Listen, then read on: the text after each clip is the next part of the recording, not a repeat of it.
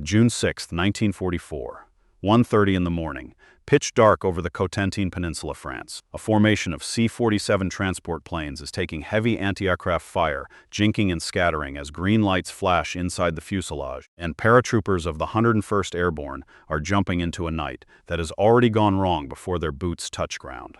Men are landing miles from their intended drop zones, alone or in twos and threes, in flooded fields and hedgerow country they've never seen except on a map. This is hours before anyone hits the beaches. This is the part of D-Day that happened in the dark, inland, with no naval guns and no armor and no way to call for help if something went badly. One of the men scattered into that darkness was a 25-year-old staff sergeant from a coal mining town in West Virginia named Harrison Summers. By the time the sun came up, Summers would be at the center of one of the most remarkable single actions of the entire invasion. And almost nobody outside serious World War II history circles has heard his name. This isn't the story of Bastogne or Bloody Gulch or the causeway fights that made the road into Carentan famous. This is what happened a few hours earlier and a few kilometers north, on the very first morning of the invasion, and a battalion commander who was desperately short on men handed Sarge one sent an assignment that, on paper, made no sense at all.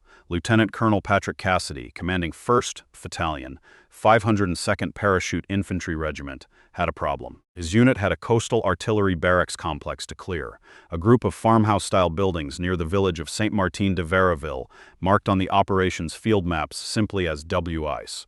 It sat inland from Utah Beach, along the network of roads and causeways that any advance toward Carentan would eventually have to use. Intelligence suggested it was defended by a full-strength German company, over 100 men.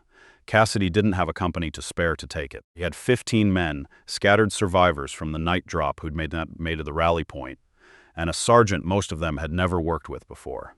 He gave Summers command of all 15 and told him to take the position. If you're new to this channel, this is the kind of D-Day story we dig up. Not the beach landing everyone's seen 100 times, but what was happening at the exact same hour a few miles inland, in the dark, to men whose names never made it into the textbooks. And subscribe if you want more of these, and drop a comment telling us where you're watching from, and whether anyone in your family served in it. Summers didn't know most of the men under him. There hadn't been time. He grabbed one soldier, Sergeant Leland Baker, and told him to climb a rise overlooking the position and hold the flank no matter what, and then he moved the rest of the patrol toward the first building in the WXYZ complex. What happened next is documented in the U.S. Army's own official history of the invasion and in interviews conducted decades later with the men who were there. It did not go the way anyone expected, not the Germans defending the barracks. And, if his own later accounts are honest, not even Summers himself. He kicked in the door of the first farmhouse alone. That single decision, one sergeant, acting without waiting to see if the patrol he barely knew would follow him, is where this story actually begins. And Summers kicked the door in and sprayed the room with his Thompson submachine gun. 4 German soldiers dropped inside. The rest bolted out a back door toward the next building in line. He hadn't waited to see if anyone was behind him. Nobody was, and the patrol was still down in the roadside ditch, and Summers alone simply kept moving and charged the second farmhouse. Again the Germans inside broke and ran rather than hold.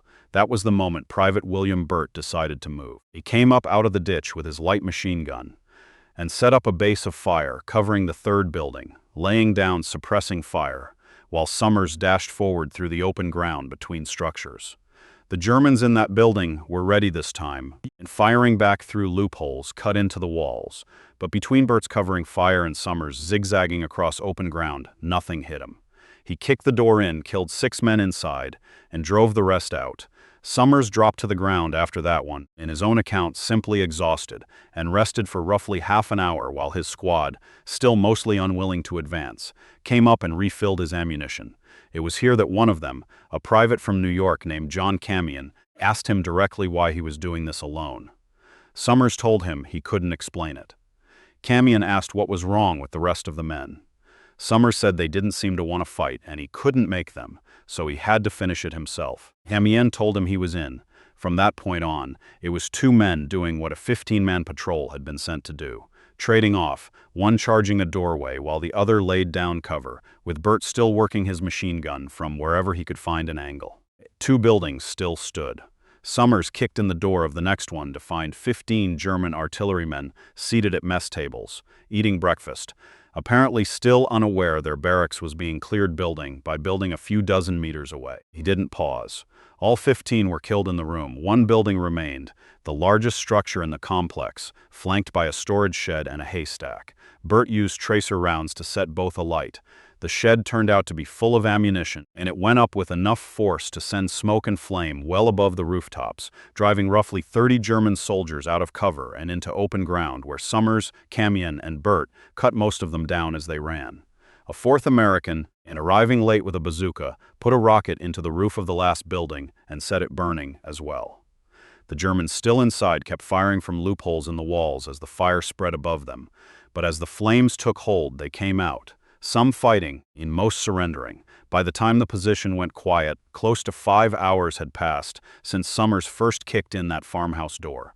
What had started as a 15-man patrol assigned to take a position defended by a full-strength German company had, in practical terms, been decided by one staff sergeant, 2 privates who chose to follow him partway through, and a 4th man who showed up with a bazooka near the end. Between them, they killed or forced the surrender of well over 100 German soldiers holding a fortified position along one of the main routes any advance toward Carentan would need to use. Summers himself, describing it afterward, never framed it as heroism in any cinematic sense. He'd told Camion the truth in the middle of the fight. He couldn't explain why he kept going, only that the others weren't going to, and somebody had to finish it.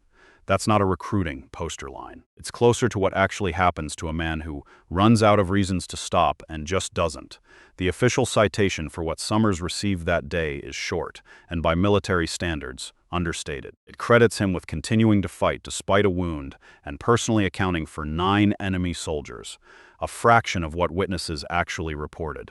It also folds in what happened 5 days later, on June 11th, and his platoon leader became a casualty near Carentan itself, and Summers, now commanding the platoon, made repeated trips across open ground under fire to keep his men supplied with ammunition so the advance could continue. For both actions combined, and the Army awarded him the Distinguished Service Cross, the second highest award for valor the United States gives, 1 rank below the Medal of Honor. He was nominated for the Medal of Honor twice. Both times, and the paperwork was lost or never fully processed, an administrative failure rather than a judgment that the actions didn't merit it. More than 10 men from his own patrol had witnessed enough of what happened at WXYZ to corroborate it, which is part of why historian Stephen Ambrose, writing decades later, said the story read like it belonged in a movie, except that too many separate witnesses backed it up for it to be anything other than true. After Summers died of lung cancer in 1983, and friends and fellow veterans, including Sergeant Leland Baker, the man Summers had posted on the rise to guard the flank that morning, tried to get the Medal of Honor awarded posthumously. The effort didn't succeed. He remains on paper a Distinguished Service Cross recipient, and in the memory of the men who served alongside him, something closer to what Ambrose called the Sergeant York of the Second World War. Summers didn't go home after June 6th. He received a battlefield commission and stayed with the 101st Airborne through the rest of the war, including that at Carentan itself in the days that followed, Operation Market Garden in the Netherlands that fall, and the Battle of the Bulge that winter. He was discharged in November 1945 as a first lieutenant and went back to West Virginia, back to the coal country he'd grown up in, and worked as a coal miner for the rest of his working life. He didn't talk about WXYZ much. People who knew him in Reevesville, West Virginia, in the decades after the war mostly learned about what he'd done from other veterans, not from him. The barracks complex he took apart, building by building that morning, sat on ground that mattered for reasons far bigger than the fight itself. Its WXYZ commanded part of the road network inland from Utah Beach, the same general corridor of causeways and farm roads that the 101st Airborne would spend the following week fighting through, foot by foot, and to reach and finally take Carentan and close the gap between the American beachheads. Summers didn't storm Carentan. What he did hours before sunrise on the longest day of the war is make sure a fortified German position sitting astride that couldn't function as the obstacle it was built to be. At the exact moment American forces most needed the ground behind them secured. There's no German officer's diary entry describing this one. There's no captured report expressing grudging respect for the enemy who did it. What exists instead is a short military citation that undersells what happened, a historian's account built on more than 10 separate witnesses, and a quiet coal miner from West Virginia who, and a stranger asked him in the middle of a 5-hour fight why he kept going alone, gave the only answer that was actually true. The others weren't going to do it, so he had to finish it.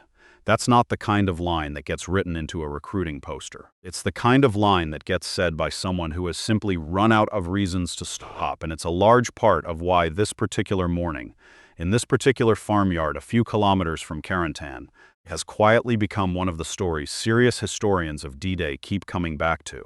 Not because it needed exaggeration to be extraordinary, but because the real documented version already was.